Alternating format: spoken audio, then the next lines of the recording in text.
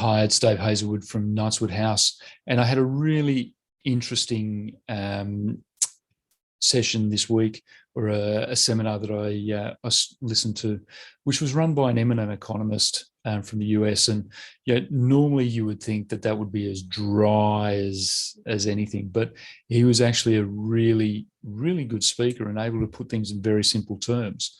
And one of the questions that was asked of him was, how do you invest your own money?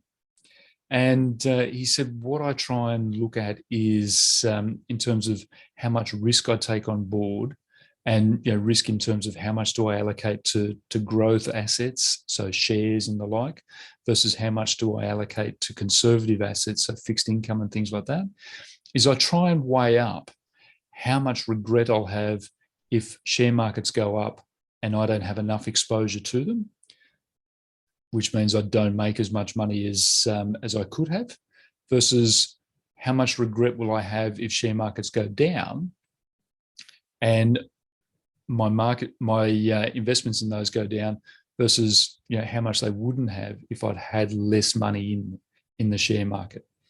So it's a really simple way of thinking about it, but he said, I find that works for me. It's just trying to balance those two regrets, the pain of loss versus the pain of gains not made. And I think the balance is what we all try and achieve with our investing. But it's also what we try and focus on too, with how we work with people in terms of saving for the future versus spending now on the things that are really important to you. Because ultimately, if the last couple of weeks have taught us anything, the last couple of years really, is that nothing's certain apart from the fact that there's only a finite time that we're going to spend here. And so we need to balance that so that we don't put off to the future all the things that are important to us in the hope that one day we'll get to them and one day we'll be able to do them, because we may not get there. We may get hit by a bus. And if you spent your whole life saving and scrimping and squirreling money away for some future that doesn't come, you're not going to have enjoyed your life as much, and you're probably going to feel a little bit cheated, and rightly so.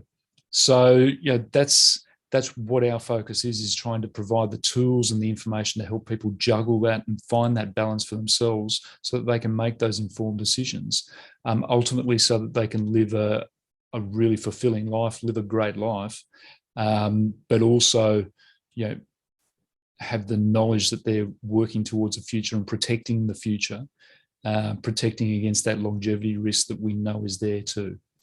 Anyway, that's it for this week. Have a great weekend. Hopefully everything's drying out, and we'll talk again soon. Cheers.